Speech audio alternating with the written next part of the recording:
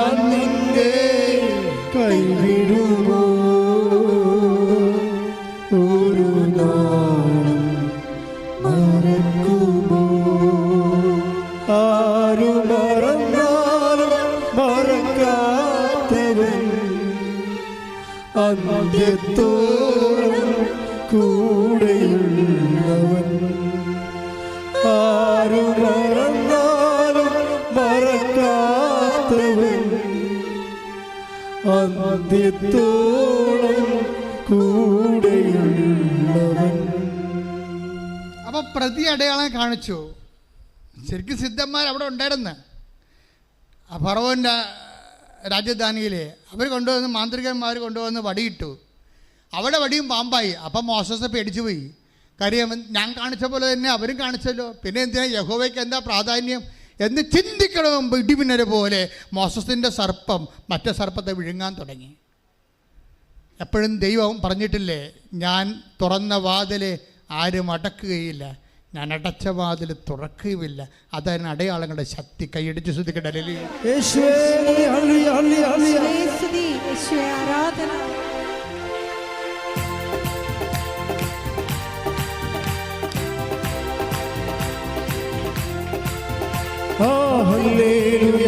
ജയം ഹല്ലേലൂയ, യേശു കർത്താവ് ജീവിക്കുന്നു. ഹല്ലേലൂയ, ജയം ഹല്ലേലൂയ, യേശു കർത്താവ് ജീവിക്കുന്നു. യേശു കർത്താവ് ജീവിക്കുന്നു. പരിശുദ്ധ പരമ ദിവ്യകാരുണ്യത്തിന് ആരാധനയും സ്തുതിയും പുകഴ്ചയും ഉണ്ടായിരിക്കട്ടെ. അപ്പോൾ അതുകൊണ്ട് തന്നെ നിങ്ങൾ ഉടമ്പടി ഉപ്പ് അല്ലെങ്കിൽ ഉടമ്പടി തൈലം അല്ലെങ്കിൽ ഉടമ്പടി കശുരുമൊക്കെ പ്രയോഗിക്കുമ്പോഴേ ഇപ്പോൾ എത്രയോ സാക്ഷ്യങ്ങളാണ്. അതായത് നിങ്ങൾക്കറിയാമല്ലോ, ഉടമ്പടിയിൽ എപ്പോഴും വരണത് നോട്ട് ബൈ മെറിറ്റിലേത് വർക്ക് ചെയ്യത്തുള്ളൂ. നമ്മുടെ മെറിറ്റ് കുറഞ്ഞ് വരുമ്പോൾ അതിൻ്റെ അർത്ഥം എന്താണ്? ഗ്രേസ് കൂടി വരുന്നതിൻ്റെ അർത്ഥം സിമ്പിൾ മാത്തമാറ്റിക്സ് അല്ലേ. നമ്മളുടെ യോഗ്യത കുറഞ്ഞ് വരും. അപ്പോൾ അതിൻ്റെ അർത്ഥം അപ്പോഴെന്താ അതിൻ്റെ അർത്ഥം എന്താണ്? Not by merit but by grace. അപ്പം കൃപ കൂടി വരുന്നതനുസരിച്ചാണ്. അപ്പോൾ അത് നീ അതിൻ്റെ പ്രൊവിഷൻ നീ മനസ്സിലാക്കണം. നിൻ്റെ യോഗ്യത കുറഞ്ഞ് വരികയാണ്. ചില പറയും നിലയം വിളിച്ചുകൊണ്ട് IELTS എഴുതി പുറത്ത് വരും. എല്ലാ മൊഴികളും എനിക്ക് തൊണ്ടേ പനിയുമായിരുന്നു, എനിക്ക് തൊണ്ട നീരുമായിരുന്നു, ഞാൻ ഒന്നും എഴുതിയിട്ടില്ല, എല്ലാം തീർന്നു, ഇനി ഞാൻ എഴുതണില്ല. അപ്പായോട് കാശ് ചോദിച്ചാൽ അപ്പ തരത്തില്ല, ഭർത്താവിനോട് ചോദിച്ചാൽ ഭർത്താവും തരത്തില്ല, ഞാൻ ഇനി എവിടെ പോകും, ഞാൻ ഇത്രയും നാൾ ഇതാണല്ലോ എഴുതിക്കൊണ്ടിരുന്നത്, ഇതും പോയല്ല എന്ന് പറഞ്ഞ് നിൻ്റെ മെറിറ്റ് എല്ലാം പോയി തിരിച്ചു വരികയാണ്. നിൻ്റെ എല്ലാ യോഗ്യതയും പോയി വരുമ്പോൾ ഒരു ഉടമ്പടിയിൽ ഒരു യോഗ്യത മാത്രമേ ഉണ്ടാകത്തുള്ളൂ. എന്താണ്? പല കാര്യങ്ങളും കർത്താവില്ലായിരുന്നു. Take the word of God. ഏലിയ, നീ ഇവിടെ എന്ത് ചെയ്യുന്നോ എന്ന് പറയുന്ന സ്ഥലങ്ങളിൽ ആദ്യം കൊടുങ്കാറ്റ് വരും, കൊടുങ്കാറ്റ് കർത്താവില്ല. അപ്പം അങ്ങനെ ഓരോ മന്ദമാരുതം വരും, മന്ദമാരിലെ കർത്താവില്ല. ടേക്ക് ദ വേർഡ് ഓഫ് അഗ്നി വരും, അഗ്നി കർത്താവില്ല. പലപ്പോഴും കർത്താവില്ല എന്ന അനുഭവങ്ങളുണ്ടെങ്കിലും അപ്പോഴും നമ്മൾ ഏലിയ സർവ് ചെയ്ത് പോകും. ഓരോ അനുഭവത്തിനും ദൈവം ഇല്ലാത്ത അനുഭവങ്ങളായിരിക്കും നമുക്ക് വരാൻ പോണത്. അത് ഉടമ്പടിയുടെ അല്ലെങ്കിൽ പ്രവാചികമായ ആധ്യാത്മികതയുടെ ഒരു നേച്ചറാണത്. ആദ്യകാലങ്ങളിൽ 1ാം സ്റ്റെപ്പിലും 2ാം സ്റ്റെപ്പിലും 3ാം സ്റ്റെപ്പിലും ഒക്കെ ചിലപ്പോഴും ദൈവാനുഭവം കിട്ടാതെ വരുമ്പോഴും യു മസ്റ്റ് വെയിറ്റ്. എന്താ കാര്യം? ഇനിയൊരു നിശബ്ദത വരാൻ പോകുന്നു. Take the word of God. ശ്രദ്ധിക്കണം. ഹല്ലേലൂയ, ഹല്ലേലൂയ, ഹല്ലേലൂയ, ഹല്ലേലൂയ. യേശുവേ നന്ദി. ഹല്ലേലൂയ, ഹല്ലേലൂയ, ഹല്ലേലൂയ, ഹല്ലേലൂയ. 1 രാജാക്കന്മാർ 19:11. ഓക്കേ, 11. അവിടുന്ന് അരുളി ചെയ്തു, കർത്താവ് കടന്നുപോയി. ഓർക്കുക, കർത്താവ് നീ മലയിൽ കയറി നിൽക്കുക. എന്താണ്? സീനായ മലമുകളിലെ, ഹൊറേബ് മലമുകളിലെ, കാർമൽ മലമുകളിലെ നീ എപ്പോഴും ഉടമ്പടി എടുക്കുമ്പോൾ നീ സാധാരണ നിലവാരത്തിൽ നിന്ന് ഉയർന്ന തലത്തിലേക്ക് നീ ലിഫ്റ്റ് ചെയ്യപ്പെടുന്നുണ്ട്. ഓക്കെ, പറഞ്ഞോളാം. അവിടുന്ന് അരുളി ചെയ്തു, കർത്താവ് കടന്നുപോയി. അവിടുത്തെ മുൻപിൽ മലകൾ പിളർന്നും പാറകൾ തകർന്നും തകർത്തും കൊണ്ട് കൊടുങ്കാറ്റടിച്ചു. കൊടുങ്കാറ്റിൽ കർത്താവില്ലായിരുന്നു. കാറ്റു കഴിഞ്ഞ് ഭൂകമ്പമുണ്ടായി. ഭൂകമ്പത്തിലും കർത്താവില്ലായിരുന്നു. ഭൂകമ്പത്തിന് ശേഷം അഗ്നിയുണ്ടായി. അഗ്നിയിലും കർത്താവില്ലായിരുന്നു. അഗ്നി അടങ്ങിയപ്പോൾ ഒരു മൃദുസ്വരം കേട്ടു. അപ്പോൾ ഏലിയ മേലങ്കി കൊണ്ട് മുഖം മറച്ചുകൊണ്ട് പുറത്തേക്ക് വന്ന് ഗുഹാമുഖത്ത് നിന്നു. അപ്പോൾ അവൻ ഒരു സ്വരം കേട്ടു, ഏലിയ, നീ ഇവിടെ എന്ത് ചെയ്യുന്നു? അപ്പോഴ് അഗ്നിയിലും കർത്താവുണ്ടായിരുന്നു, ഭൂകമ്പത്തിലും കർത്താവുണ്ടായിരുന്നു, കാറ്റിലും കർത്താവുണ്ടായിരുന്നു. പക്ഷേ നിശബ്ദമായപ്പോൾ കർത്താവിൻ്റെ സ്വരം ഏലിയ കേൾക്കും. ഇല്ലാഞ്ഞിട്ടല്ല, ഉണ്ടായിരുന്നു, പക്ഷെ ഏലിയ കേട്ടില്ല എന്നുള്ളതാണ് വിഷയം. അപ്പം ദൈവത്തെ കേൾക്കുന്നത് ഒരു പ്രധാനപ്പെട്ട കാര്യമാണ്. നമ്മൾ ദൈവത്തെ തന്നെ ഏതെങ്കിലും ഒരു കാലത്ത് അഗ്നിയും ഭൂകമ്പവും കാറ്റും അങ്ങനെ പല പല ദൈവാനുഭവങ്ങൾ പ്രതികൂലങ്ങളായിട്ട് നമ്മുടെ ജീവിതത്തിലൂടെ കടന്നു പോകുമ്പോഴും നീ വിശുദ്ധ ഗ്രന്ഥത്തിൽ നിന്നും വിശ്വാസത്തിൽ നിന്നും നിൻ്റെ ഉടമ്പടി ദിനചര്യകളിൽ നിന്നും സുവിശേഷ പ്രഘോഷങ്ങളിൽ നിന്നും സുവിശേഷ കൈമാറ്റങ്ങളിൽ നിന്നും രോഗി പരിചരണങ്ങളിൽ നിന്നും നീ ഒരിക്കലും മനസ്സ് മാറ്റരുത്. മനസ്സ് മാറ്റാതെ വരുമ്പോൾ ദൈവം തെളിഞ്ഞു വരും. കാര്യം എന്താണെന്ന് വെച്ച് കഴിഞ്ഞാൽ ഇത് എല്ലാവരുടെയും ഒരു അനുഭവമാണ്. എല്ലാവരും വെച്ച് കഴിഞ്ഞാൽ ദൈവത്തെ സാക്ഷ്യം പറഞ്ഞിട്ട് ഉള്ള എല്ലാവരും പറയുന്ന ഒരു കാര്യമാണ്. എന്താണ്? അവസാനം ഇപ്പോൾ മിൻറ്റുവിൻ്റെ കുഞ്ഞിനെ ഓപ്പറേഷൻ ചെയ്ത് കഴിഞ്ഞപ്പോൾ കൊച്ചിനും ഗർഭസ്ഥ ശിശുവിനും ആ സാക്കിനും ഒരേ തന്നെ തൂക്കമാണ്. അല്ല, കൊച്ചിൻ്റെ പകുതി തൂക്കം ആ സാക്കിനുണ്ട്. അപ്പോൾ സർവൈവ് ചെയ്യാനുള്ള സാധ്യതയൊന്നുമില്ല. അത്രയും എത്ര കാറ്റിലൂടെയും കൊടുങ്കാറ്റിലൂടെയും അഗ്നിയിലൂടെയും മിൻറ്റു കടന്നുപോയി. ആ കടന്നു പോകുമ്പോഴൊക്കെ അവൾ വിചാരിക്കണത് എന്താണ്? കർത്താവ് ഇല്ലെന്ന് നമുക്ക് തോന്നും, പക്ഷെ കർത്താവ് അവിടെ ഉണ്ട്. അതാ ബൈബിളിൻ്റെ ഒരു ഡിസ്കൈസ്, ബ്ലെസ്സിങ് ഇൻ ഡിസ്കൈസ് എന്ന് പറയണത്.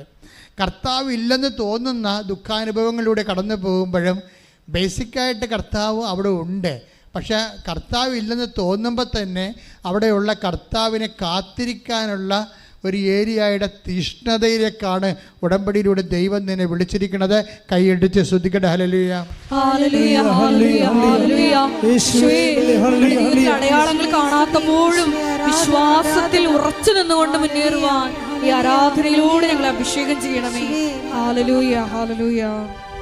പരിശുദ്ധ പരമ ദിവ്യകാരുണ്യത്തിന് ആരാധനയും സ്തുതിയും പുകഴ്ചയും ഉണ്ടായിരിക്കട്ടെ. പരിശുദ്ധ പരമ ദിവ്യകാരുണ്യത്തിന് ആരാധനയും സ്തുതിയും പുകഴ്ചയും ഉണ്ടായിരിക്കട്ടെ. ഇപ്പം എന്ത് വിഷയം എന്ന് പറയുമ്പോൾ എന്ത് നമ്മൾ ചെയ്താലും ഇതിനെക്കുറിച്ചൊക്കെ ഉള്ള അർത്ഥം വ്യക്തമായിട്ട് നമ്മൾ അറിയണം. എന്തുകൊണ്ടാണ് നിങ്ങളുടെ മക്കൾ നിങ്ങൾ ഉടമ്പടി ചെയ്യുമ്പോൾ നിങ്ങളുടെ കൂടെ കൂടാൻ പറ്റാത്തത് എന്താണ്? It is not explain to them. അമ്മ എന്തോ അമ്മയുടെ ഒരു ഭക്തി പ്രസ്ഥാനം പോലെ എന്തോ ചെയ്യുന്നു എന്നല്ലാതെ നമ്മളവരെ ട്രെയിൻ ചെയ്തിട്ടില്ല. ഫസ്റ്റ് കാറ്റഗറിസം ടീച്ചർ ആരാണ്? അമ്മയാണ്, അല്ലേ? സെക്കൻഡ് കാറ്റഗറിസം ടീച്ചർ ആരാണ്? അപ്പനാണ്. മൂന്നാമത്തെ കാറ്റഗറിസം ടീച്ചറാണ് പള്ളിയിലച്ഛൻ. ഈ പള്ളിയിലച്ഛനൊന്നും ഇല്ലാത്ത സമൂഹം കൃപാസനത്തിലില്ലേ? എന്തുമാത്രമാണ് അവിടെ കുഞ്ഞുങ്ങൾ വിശ്വാസത്തിൽ വളരണില്ലേ? എങ്ങനെ വളരണത്? അമ്മയുടെയും അപ്പൻ്റെയും അനുഭവം കണ്ടിട്ട് യേശു ആരാണെന്ന് ഇങ്ങോട്ട് ചോദിക്കും. അപ്പോഴേ യേശുവിനെക്കുറിച്ച് അവർ അങ്ങോട്ട് പറയുമ്പോഴേ യേശു അവർക്ക് അടയാളങ്ങളുടെ സമ്മിലിതമാകുമ്പോൾ വൈകാരികമായി അനുഭവമാകും. ഉടമ്പടി എങ്ങനെ ദൈവത്തെ വൈകാരികമായി നിങ്ങൾക്ക് ബോധ്യം തരും? Emotional conviction. I am after the emotion upbuilding the emotional commission through this covenant prayer. അപ്പോൾ അതുകൊണ്ട് തന്നെ ഇപ്പോൾ തന്നെ അർത്ഥം take the word of God. പുറപ്പാട് 12:26. ഇതിന്റെ അർത്ഥം എന്താണെന്ന് നിങ്ങളുടെ മക്കൾ ചോദിക്കുമ്പോൾ പറയണം. ഇതിന്റെ അർത്ഥം എന്താണെന്ന് നിങ്ങളുടെ മക്കൾ ചോദിക്കുമ്പോൾ പറയണം. ഇത് കർത്താവിന് അർപ്പിക്കുന്ന പെസഹ ബലിയാണ്. അവിടുന്ന് ഈജിപ്തിലുണ്ടായിരുന്ന ഇസ്രായേൽക്കാരുടെ ഭവനങ്ങൾ കടന്നുപോയി. ഈജിപ്തുകാരെ സംഹരിച്ചപ്പോൾ അവിടുന്ന് ഇസ്രായേൽക്കാരെ രക്ഷിച്ചു. അപ്പോൾ ജനം കുമ്പിട്ട് ദൈവത്തെ ആരാധിച്ചു. അപ്പൊ ജനം കുമ്പിട്ട് ദൈവത്തെ ആരാധിക്കണമെങ്കിൽ എന്ത് ചെയ്യണം? ആദ്യം എന്ത് ചെയ്യണം? നിങ്ങളുടെ മക്കൾ ദൈവത്തെ ആരാധിക്കണം. എന്ത് ചെയ്യണം? അർത്ഥം അറിയണം. അർത്ഥം ആരാ പറഞ്ഞു കൊടുക്കേണ്ടത്? പള്ളിയിൽ നിന്നല്ല, അപ്പനും അമ്മയാണ് പറഞ്ഞു കൊടുക്കേണ്ടത്. ആദ്യം ചോദ്യം തന്നെ ആരോടാണ്? ഇതിൻ്റെ അപ്പനോടും അമ്മയോടുമാണ് ഇതിൻ്റെ അർത്ഥം എന്താണെന്ന് ചോദിക്കണം മക്കൾ. അവർ ചോദിച്ചാലും ചോദിച്ചില്ലെങ്കിലും നിങ്ങൾ ചെയ്യുന്നുമ്പോൾ തന്നെ അതിൻ്റെ അർത്ഥങ്ങൾ പറയണം. ഇപ്പോൾ ഉടമ്പടിയിൽ നീലത്തിരിയുണ്ട്. എന്താ കാര്യം? നീല എന്താണ്? ആകാശത്തിൻ്റെ നിറമാണ്. ആകാശം എന്താണ്? ബൈബിൾ ജ്ഞാനത്തിൽ ആകാശം ദൈവത്തിൻ്റെ ഇരിപ്പിടമാണ്, ദൈവത്തിൻ്റെ സാന്നിധ്യമാണ്. ആകാശവും ഭൂമിയും നിൻ്റേതാകുന്നുവെന്ന് നമ്മൾ സങ്കീർത്തനത്തിൽ വായിക്കുന്നുണ്ട്. ആ നീല തുണി തന്നെയാണ് വാഗ്ദാന പേടകത്തിലെ 24 മണിക്കൂറും അവരെ പുതപ്പിച്ചിരിക്കുന്നത്. ദൈവത്താൽ പുതപ്പിക്കപ്പെട്ട പേടകമാണ് വാഗ്ദാന പേടകം. എന്താ കാര്യം വെച്ചാൽ നീല ദൈവത്തിൻ്റെ സാന്നിധ്യമാണ്. മോസസിനോട് കളർ പറഞ്ഞുകൊണ്ടുണ്ട്, നീ സമാഗമ കൂടാരത്തിൻ്റെ വിരികൾ തുന്നുമ്പോൾ നീല നൂല് ഉപയോഗിക്കണമെന്ന്. എന്താണ്? ദൈവ സാന്നിധ്യമാണ്. നമ്മൾ നീല തിരി കത്തിക്കുമ്പോൾ മാതാവിൻ്റെ സാന്നിധ്യം അവിടെ ഉണ്ടാകുകയും മുല്ലപ്പൂവിൻ്റെ കാര്യം പറയാത്ത ഏതെങ്കിലും സാക്ഷ്യങ്ങളുണ്ടാ? അമ്മ സാന്നിധ്യം എന്ന് പറയണത് ഉടമ്പടിയുടെ ഒരു ഉടമ്പടി വൃത്തിയായിട്ട് നിങ്ങൾ ചെയ്ത് കഴിയുമ്പോൾ അമ്മയുടെ സാന്നിധ്യം മസ്റ്റായിട്ട് നിങ്ങൾ അനുഭവിക്കും. ആ സാന്നിധ്യത്തിൻ്റെ കളറാണ് നീലയായിട്ട് വരണത്. അപ്പം അതുകൊണ്ട് തന്നെ ഓരോ തിരിയും കത്തിക്കുമ്പോൾ, നീലത്തിരി കത്തിക്കുമ്പോഴും ആ പച്ചത്തിരി കത്തിക്കുമ്പോഴും അതിൻ്റെ അർത്ഥങ്ങൾ അറിഞ്ഞുകൊണ്ട് പ്രത്യാശയും വിശ്വാസവും, നീലയിൽ വിശ്വാസവും പച്ചയിൽ പ്രത്യാശയുമാണ് നമ്മൾ പ്രകടിപ്പിച്ചുകൊണ്ടാണ് ഉടമ്പടി പ്രാർത്ഥന മുന്നോട്ട് പോണത്. പ്രാർത്ഥിക്കുക. കർത്താവായ ദൈവമേ, കർത്താവായ ദൈവമേ, എൻ്റെ ജീവിതത്തിലെ അർത്ഥവത്തായി ഉടമ്പടി അനുഷ്ഠിച്ചുകൊണ്ട് അങ്ങയുടെ സാന്നിധ്യത്തെ സംലഭ്യമാക്കി ഉടമ്പടിയിലൂടെ ജീവിക്കുവാൻ എന്നെ സഹായിക്കണമേ. ഇപ്പൊ കത്തോലിക്കയുടെ പള്ളികളിലെല്ലാം നോക്കിയേ, അല്ലെങ്കിൽ യാക്കോബൈസിൻ്റെയും ഓർത്തഡോക്സിൻ്റെയും പള്ളികളിൽ നോക്കിയേ, ഉടമ്പടി എടുത്ത ആൾക്കാർ ഇന്ന് വരെ പള്ളി കാണാത്ത ആൾക്കാരെ അവിടുത്തെ വികാരിച്ചന്മാർ കാണുന്നുണ്ട്. ഇന്ന് വരെ പള്ളി കാണാത്ത ആൾക്കാരെ വികാരിച്ചന്മാർ കാണുമ്പോൾ ചേട്ടാ ഇത്രയും നാൾ എവിടെയായിരുന്നു എന്ന് ചോദിക്കുമ്പോൾ ചേട്ടാ പത്താൻ പറ്റിപ്പോയി, ഇപ്പം എങ്ങനെ വന്നു? ഇപ്പോൾ ഉടമ്പടി എടുത്തെന്ന് പറയാം. അതാണ് സംഭവം.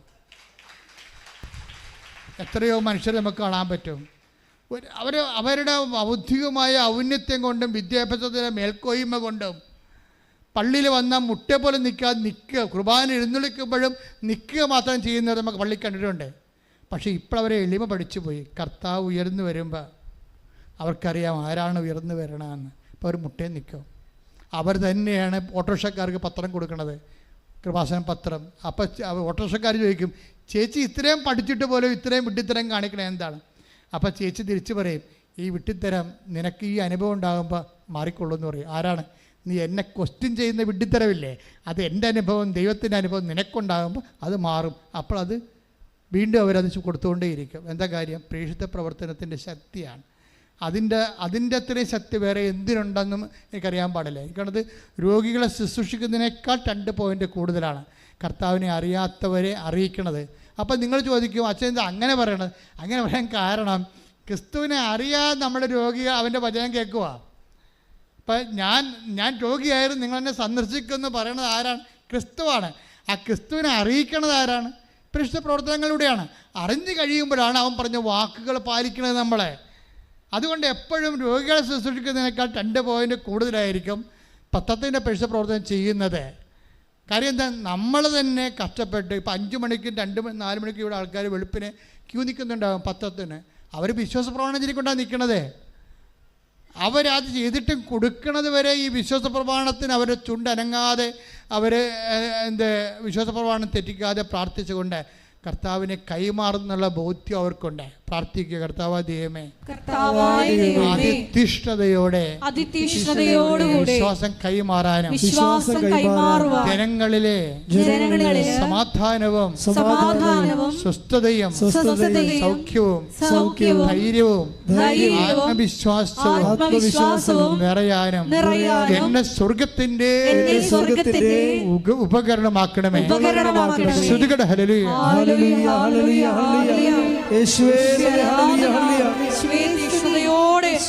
പ്രവർത്തനങ്ങൾ ചെയ്യുവാൻ ഞങ്ങളെ തിരഞ്ഞെടുത്ത് ഈ ആരാധനയിലൂടെ അഭിഷേകം ചെയ്യണമേ. ഹല്ലേലൂയ.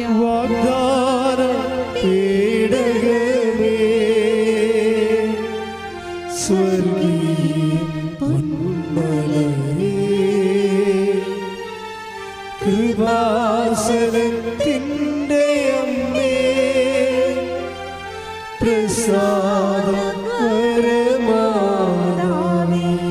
പരിശുദ്ധ പരമ ദിവ്യകാരുണ്യത്തിന്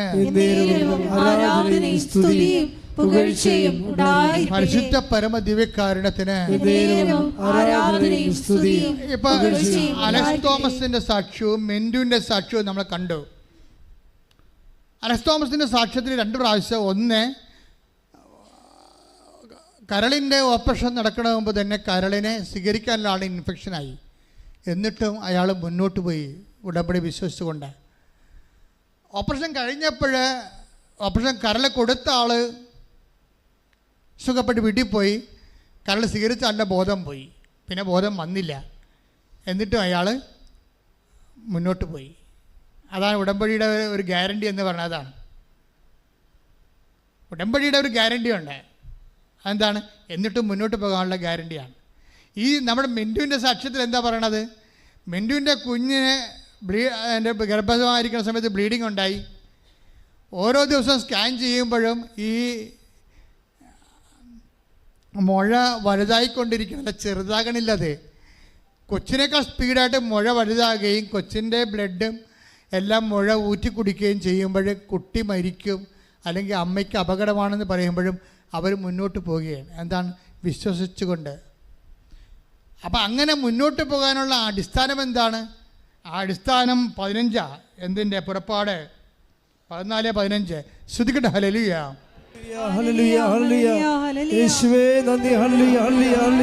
പുറപ്പാട് 14:15. കർത്താവ് മോശയോട് പറഞ്ഞു, നീ എന്തിന് എന്നെ വിളിച്ച് കരയുന്നു? മുൻപോട്ട് പോകാൻ ഇസ്രായേൽക്കാരോട് പറയുക. അതായത് ദൈവം എപ്പോഴും പറയുന്നത്, വൺസ് നിങ്ങൾ ഉടമ്പടി എടുത്താൽ നിങ്ങൾ മുന്നോട്ട് തന്നെ പോകണം. ഇടയ്ക്ക് നിങ്ങൾ പറയും, നമുക്ക് സ്പോൺസറായിട്ടുള്ള അറബി മരിച്ചു, അല്ലെങ്കിൽ ആ കോളേജ് പൂട്ടി എന്നൊക്കെ പറയും. ഞാൻ അത് യുക്രൈൻ യുദ്ധം ആദ്യം ഉണ്ടായ സമയത്ത് നമ്മുടെ കുഞ്ഞുങ്ങളുടെ മെഡിക്കൽ കോളേജിൽ ബോംബിട്ടായിരുന്നു. റഷ്യക്കാർ ബോംബിട്ടായിരുന്നു യുക്രൈനിലെ മെഡിക്കൽ കോളേജിൽ.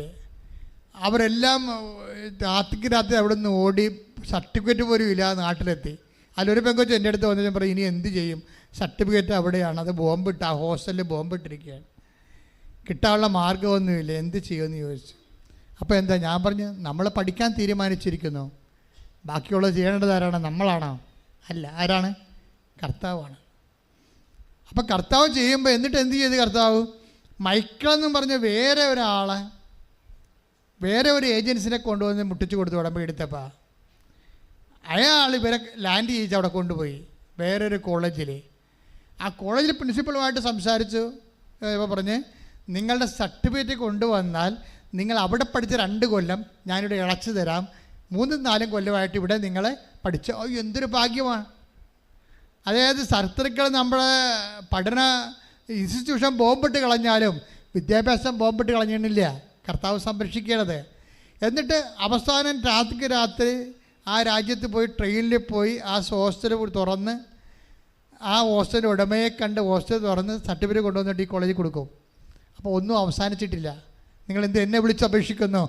ഉടമ്പടിയുടെ ചൈതന്യത്തിൽ മുന്നോട്ട് പോകാനാണ് പറയുന്നത്, വെറുതെ മുന്നോട്ട് പോകാനല്ല, കണ്ണും പൂട്ടിക്കെട്ടി മുന്നോട്ട് പോകാനല്ല പറയണത്. ഉടമ്പടിയുടെ ചൈതന്യത്തിലെ ഉടമ്പടിയുടെ പ്രേക്ഷിത പ്രവർത്തനം ചെയ്തുകൊണ്ട്, ഉടമ്പടിയുടെ ആതുര സേവനങ്ങൾ ചെയ്തുകൊണ്ട്, ഉടമ്പടി വിശ്വാസങ്ങൾ പ്രഖ്യാപിച്ചുകൊണ്ട്, ഉടമ്പടി അർത്ഥം നിങ്ങളുടെ കുഞ്ഞുങ്ങൾക്കും കൂട്ടുകാർക്കും പറഞ്ഞു കൊടുത്തുകൊണ്ട്, ഉടമ്പടി പ്രഖ്യാപിച്ചുകൊണ്ട് ദൈവത്തിൻ്റെ ഉടമ്പടി സാക്ഷിയായി മുന്നോട്ട് പോകാൻ നിങ്ങൾ അനുഗ്രഹിക്കാൻ വേണ്ടി സ്തുതിക്കട്ടെ. ഹല്ലേലൂയ, ഹല്ലേലൂയ, ഹല്ലേലൂയ, ഹല്ലേലൂയ, ആരാധന, ഹല്ലേലൂയ, ഹല്ലേലൂയ, മഹത്വം, മഹത്വം, ദൈവപിതാവേ, ഉടനടി പരിഹാരമേകും ഉടമ്പടി പ്രാർത്ഥനയിൽ അമ്മ ഉടനടി പരിഹാരമേകും അവൻ പറയുന്നത് ചെയ്തിടും ജീവിതം ധന്യമായി തീർന്നിടും.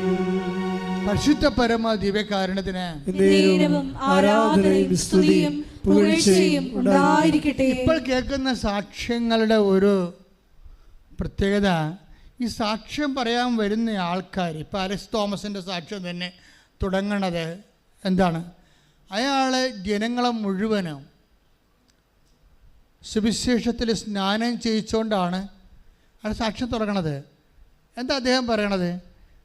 ഉടമ്പടിയുടെ ജീവിതത്തിലൂടെയാണ് ഞാൻ ഉടമ്പടി ജീവിതമാണ് ജീവിക്കണത്. ഈ ഉടമ്പടി ജീവിതത്തിലൂടെ കടന്നു പോകുമ്പോൾ എനിക്ക് പറയാനുള്ളത്, ഞാൻ ഉടമ്പടി ജീവിതമാണ് ജീവിക്കണത് എന്നാ പറയണത്. ഞാൻ പറയും, എനിക്ക് ആദ്യം പറയാനുള്ളത്, ഉടമ്പടി എന്ന് പറയണത് ശരിക്കും പറഞ്ഞാൽ വിശ്വാസത്തിൽ നമ്മളെ വളർത്തുന്ന ദൈവിക പദ്ധതിയാണ്. എന്തിനാണ്? നമ്മളെ സൃഷ്ടിച്ച ദൈവം നമ്മൾ മുൻകൂട്ടി ചെയ്യാനുള്ള സൽപ്രവൃത്തികളെ ചെയ്യാൻ വേണ്ടിയാണ് സൃഷ്ടിച്ചെങ്കിൽ ആ സൽപ്രവൃത്തികൾ ചെയ്യാനുള്ള നമ്മളെക്കുറിച്ചുള്ള സൃഷ്ടി ലക്ഷ്യങ്ങളെ കുറച്ചുകൂടി ത്വരിതപ്പെടുത്താൻ വേണ്ടിയാണ് ദൈവം നമുക്ക് ഉടമ്പടി നൽകിയത്. മാതാവിന് ഈ ലേമൻ എന്ന് പറയുന്ന സാധാരണ വിശ്വാസി എന്തൊരു ഗുരുതരമായ രീതിയിലാണ് ഇപ്പോഴ് സാക്ഷ്യം വഹിക്കുന്നത്. അയാളെ കോട്ട് ചെയ്ത വചനം എഫെസ്യസ് 2:10 കോട്ട് ചെയ്തിട്ടുണ്ട്. We are God's master plan. ബാംഗ്ലൂരിയനാണ്, മലയാളിയാണ്, അവിടെ സെറ്റിൽഡാണ്. പറഞ്ഞത് ഞാൻ ഉടമ്പടി പഠിച്ച ഇതാണ്, എഫെസ്യസ് 2:10 എന്താണ്? We are God's master plan. PSC Bible എഴുതിയിരിക്കണത് നമ്മൾ കർത്താവിൻ്റെ കരവേലയാണ്. വായിച്ചേ നാം ദൈവത്തിന്റെ കരവേലയാണ്. 2:10 പറഞ്ഞ നാം ദൈവത്തിന്റെ കരവേലയാണ്. നാം ചെയ്യാൻ വേണ്ടി ദൈവം മുൻകൂട്ടി ഒരുക്കിയ സൽപ്രവർത്തികൾക്കായി യേശുക്രിസ്തുവിൽ സൃഷ്ടിക്കപ്പെട്ടവരാണ്. അപ്പൊ ദൈവികമായി ലക്ഷ്യത്തെ സാർത്ഥകമാക്കുകയാണ് ഉടമ്പടി ചെയ്യണത്. എന്താ ചെയ്യണത്? നമ്മൾ ദൈവത്തിൻ്റെ കരവേലയാണ്. എന്തിനു വേണ്ടിയാണ്? ദൈവത്തിൻ്റെ മാസ്റ്റർ പ്ലാനാണ് നമ്മൾ. അപ്പോൾ ദൈവത്തിൻ്റെ കൃപാസനത്തെക്കുറിച്ച് മാസ്റ്റർ പ്ലാനുണ്ട്. എനിക്കതില്ലായിരുന്നു, എനിക്കറിയത്തില്ല. കാര്യം വെച്ചാൽ നിങ്ങളിപ്പോൾ ഇവിടെ ഇരിക്കുമ്പോൾ നിങ്ങൾ ഓർക്കും, ഇത്രയും ചെറിയ സ്ഥലമോ, എങ്ങനെയാണ് ഇത്തിരി ആൾക്കാർ ഇരിക്കണത്? ഇത്രയും ചെറിയ സ്ഥലത്ത് വേർത്ത് പുഴുങ്ങിയിരിക്കുന്നതിലാണ് ഉടമ്പടി ഇരിക്കണത്. കാര്യം എന്താണ്? വിശ്വാസമില്ലാത്തവന്, ത്യാഗമില്ലാത്തവന് കൃപാസനത്തിൽ ഇരിക്കാൻ പറ്റത്തില്ല. കാര്യം പള്ളികളെല്ലാം AC ആക്കിക്കൊണ്ടിരിക്കുകയും പള്ളികളെല്ലാം ആളൊഴിഞ്ഞുകൊണ്ടിരിക്കുകയും ചെയ്യുന്ന വിശ്വാസ പരിത്യാഗത്തിൻ്റെ അല്ല, അവിശ്വാസത്തിൻ്റെ ഒരു കാലമാണ്. കാര്യം AC ആക്കിയില്ലെങ്കിൽ ആ പള്ളിയിൽ പോണില്ല ആൾക്കാർ. ഒരു പള്ളിയുടെ ഗ്രേഡ് നോക്കണത് അത് AC ആണോ അല്ലേന്നാണ്. അവിടെ ദൈവമാണോ ഉണ്ടായില്ലെന്നല്ല പ്രശ്നം. പല പള്ളികളും ഇപ്പോൾ AC ആയിക്കൊണ്ടിരിക്കുകയാണ്. എന്താ? AC ആയില്ലെങ്കിൽ ആളെ കിട്ടത്തില്ല. ഈ AC എന്നോട് ഞാനൊരു 2016 അമ്മ എന്നൊരു സ്വപ്നം കാണിച്ചായിരുന്നു. അപ്പോഴിതൊരു ഓലച്ചാർത്ത് പോലുള്ള സംഭവമാണ്. എപ്പോഴും നിങ്ങളോട് പറയും ഞാനത്. അതായത് ഇതിൻ്റെ ഫ്രണ്ടിൽ ഓലച്ചാർത്ത് ഈ തൂവാനടിക്കാതിരിക്കാൻ വേണ്ടി ഓലപ്പാകി ഒരു നൂലെ കെട്ടി ഇറക്കുന്ന ഒരു പാവപ്പെട്ട പള്ളി. പക്ഷെ സ്റ്റീൽ കൊണ്ട് ഗോഡെന്ന് എഴുതി വെച്ചിരിക്കണം. അപ്പം ഞാനാണ് ഈ ഓല തൂക്കണത്. അപ്പം അന്ന് ഞാൻ ഈ ജോമോളോടൊക്കെ പറഞ്ഞായിരുന്നു. കാര്യം അവരാണ് എൻ്റെ ഈ ജീവചരിത്രം എഴുതിയിരിക്കുന്ന കാരണം അത് ദൈവാനുഭവങ്ങൾ അവരോട് പറയിടക്കും. അതെന്ത് സംഭവിച്ചു കഴിഞ്ഞാൽ അവിടെ പറഞ്ഞായിരുന്നു ഇങ്ങനെയൊരു സംഭവം കണ്ടത്. അപ്പോൾ ഇവരെന്നോട് പറയും കത്തിയിടൽ കാണുന്നതാണ്. ഞാൻ പറഞ്ഞു മണ്ണാൻ കേട്ടെ, കത്തിയിടല്ല, അതൊന്നും ഇവിടെ ഉണ്ടാകത്തില്ലെന്ന് പറയും. ഇവിടെ എല്ലാ ജനങ്ങൾക്കും വേണ്ടിയുള്ള എല്ലാ ജനങ്ങളാണ്. അല്ലാതെ ഇത് വരുമ്പോൾ ഒരു ക്രിസ്ത്യൻ ചർച്ചാണ്, ഇവിടെ നമുക്ക് പ്രാർത്ഥിക്കാൻ പറ്റുമോ? അല്ല, ഇത് കർത്താവ് ഇരിക്കേണ്ട ഒരു ആലയം, എൻ്റെ കണ്ണിലൊപ്പുന്ന ഒരു ചാപ്പറ പോലുള്ള ഒരു ലളിതമായ സ്ഥലമാണ്. ഇവിടെ ആർക്കും വരാം, കണ്ണീര് കർത്താവ് മാതാവിനോട് പറയാം. നിൻ്റെ ജാതിയും മതവും നോക്കാതെ നിൻ്റെ വേദന മാത്രം നോക്കിക്കൊണ്ട് ദൈവത്തിൻ്റെ കരുണയുടെ കരങ്ങൾ നിൻ്റെയൊക്കെ നീണ്ടുവരാൻ വേണ്ടി ലളിതമായി ചെയ്തിരിക്കുന്ന ദൈവ സംവിധാനമാണിത്. അത് നിങ്ങൾക്കിപ്പോൾ മനസ്സിലായി കാണും. ഞാൻ അവരോടൊന്ന് പറയുമായിരുന്നു, ഇവിടെ എല്ലാ ജനങ്ങളും വരുമെന്ന് പറയുമായിരുന്നു. അത് കാര്യം ഗോഡെന്നല്ലേ ഉള്ളു, ക്രിസ്തു എന്നില്ലല്ലോ. കുരിശിൻ സ്വപ്നത്തിലില്ല ഗോഡ്, ദൈവം ജനങ്ങളുടെ കണ്ണീരിലുള്ള ജനങ്ങളെ ആശ്വസിപ്പിക്കാൻ വേണ്ടി കാത്തിരിക്കുന്നൊരു ഇടമാണ്. അതിനൊരു പ്രതീകമായിട്ടാണ് അമ്മയും ദിവ്യകാരുണ്യത്തിൽ ഈശോയും നിങ്ങൾക്ക് സാന്ത്വനം നൽകണത്. പക്ഷെ എന്താ, എല്ലാവർക്കും വരാനും അതേസമയം തന്നെ അവരുടെ കണ്ണുനീരിൻ്റെ കാലത്ത് അവർക്ക് കഴിഞ്ഞു പോകാനും കടന്നു പോകാനും അതിജീവിക്കാനും ഒരിടം, അത്രയേ ഉള്ളൂ. വേറെ ഒരു ലക്ഷ്യവും ഇതുകൊണ്ട് ദൈവത്തിനില്ല, ഞങ്ങൾക്കും ഇല്ല. നിങ്ങൾ ചിലർ പറയും, ചില വന്നു പറയും ഇത് മതം മാറ്റ കേന്ദ്രമാണ്. ഞാൻ എന്ത് വിഡിത നിങ്ങൾ പറയണം? ഞങ്ങൾ ആരെങ്കിലും ഇതുവരെ മതം മാറ്റിയിട്ടുണ്ടോ? ഇവിടെ വേദന ക്യാൻസറും പറഞ്ഞുകൊണ്ട് വരുമ്പോൾ ക്രിസ്ത്യാനിയാണോ, നീ ഹിന്ദുവാണോ, മുസ്ലിമാണോ വല്ലതും ചോദിക്കുക അല്ലേ? ക്യാൻസർ 4ാം സ്റ്റേജാണെന്ന് പറയുമ്പോൾ ഉടനെ നമ്മൾ നോക്കട്ടെ, ഇതിൻ്റെ കാർഡെടുത്ത് എന്ന് നമ്മൾ പറയാമോ? ഇല്ല. നമ്മൾ ട്രീറ്റ് ചെയ്യണത് ആ വ്യക്തിയുടെ വേദനകളാണ് ട്രീറ്റ് ചെയ്യണത്. ആ ദൈവം നന്നായിട്ട് ചെയ്യുന്നുണ്ട്, ചെയ്യണേ എന്നുള്ളതാണ് നമ്മുടെ ദൈവത്തോടുള്ള കണ്ണീരുള്ള പ്രാർത്ഥന. വേറെ എന്താ ഒരു പ്രാർത്ഥന? ഒന്നുമില്ല. എല്ലാവരും സന്തോഷമായിട്ട് ജീവിക്കണം, സമാധാനമായിട്ട് ജീവിക്കണം. ഇന്നത്തെ കാലത്ത് ഓരോ സ്ഥലത്തൊക്കെ പോയാൽ ലക്ഷങ്ങളും കോടികളും ആകുമ്പോൾ മാതാവിനോട് പറയാം, മാതാവേ കഞ്ഞിക്ക് വകയില്ലാത്തവരും അമ്മയുടെ മുമ്പിൽ വരുമ്പോൾ സോളമനെപ്പോലെ ഞാൻ പ്രാർത്ഥിക്കും, അങ്ങയുടെ കരുണയുടെ കരങ്ങൾ അവിടെ മേലും നീട്ടണമെന്ന്. അത്രയേ ഉള്ളൂ, വെരി സിമ്പിളാ. പക്ഷെ ഞാൻ നിങ്ങളോട് പറയണത്, നിങ്ങൾ വക്രത, വഞ്ചന, വ്യഭിചാരം, അതുപോലെ തന്നെ തൻപോരിമ, അഹങ്കാരം, അങ്ങനെ എല്ലാ ദൈവത്തിന് നിരക്കാത്ത എല്ലാ സ്വഭാവങ്ങളും ഉപേക്ഷിച്ചിട്ട് ദൈവത്തിന് പെട്ടെന്ന് പ്രവർത്തിക്കാൻ പറ്റുന്ന രീതിയിൽ നിങ്ങൾ ജീവിതവും പ്രകൃതിയും പുനഃക്രമീകരിക്കണം. അപ്പോൾ ഉടമ്പടി പെട്ടെന്ന് കത്താൻ തുടങ്ങും. ശ്രുതികട്ടെ ഹല്ലേലൂയ.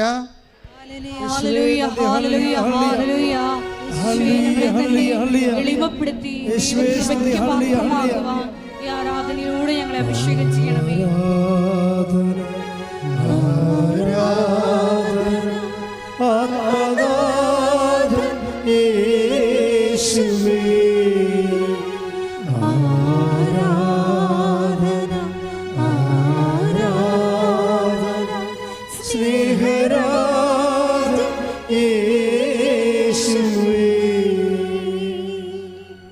അപ്പം നമ്മൾ ദൈവത്തിൻ്റെ കരവേലയാണെന്ന്. എന്നിട്ട് ഈ അലസ് തോമസ് വേറൊരു കാര്യം പറയും, എനിക്കാണതൊരു മോഡൽ സാക്ഷ്യമാണ്, മാതൃകാ സാക്ഷ്യം. ആദ്യം അവരനുഭവിച്ച ദൈവത്തിനെക്കുറിച്ച് അവരുടെ അനുഭവ പാഠങ്ങൾ അയാൾ പറയും, Christianity is not a religion but it's a relation. Christianity എന്ന് പറയുന്ന ഒരു മതമല്ല, പിന്നെന്താണ്? അതൊരു ബന്ധമാണ്. ഇത് അലസ് തോമസ് പറഞ്ഞതാണ്.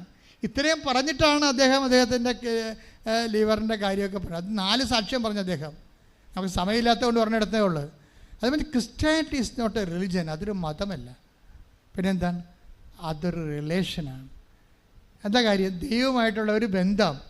അത് ബന്ധമാകുമ്പോഴേ അതൊരു കവനൻ്റ് റിലേഷനാണ്, ഉഭയകക്ഷി റിലേഷനാണ്.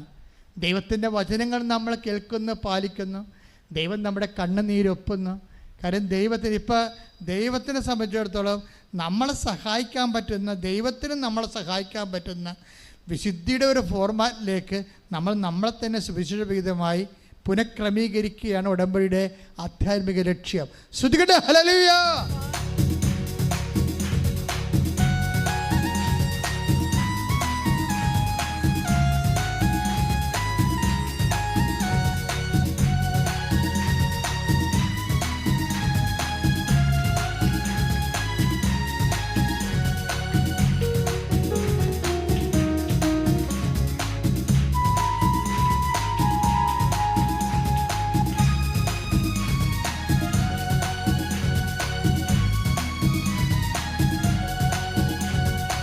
പറഞ്ഞാലും വിശ്വസിക്കാത്ത പ്രവൃത്തിയൊന്ന് ദൈവം ചെയ്യാൻ പോകുന്നു. കേട്ടാലും സമ്മതിക്കാത്ത പ്രവൃത്തിയൊന്ന് നാഥൻ ചെയ്യാൻ പോകുന്നു.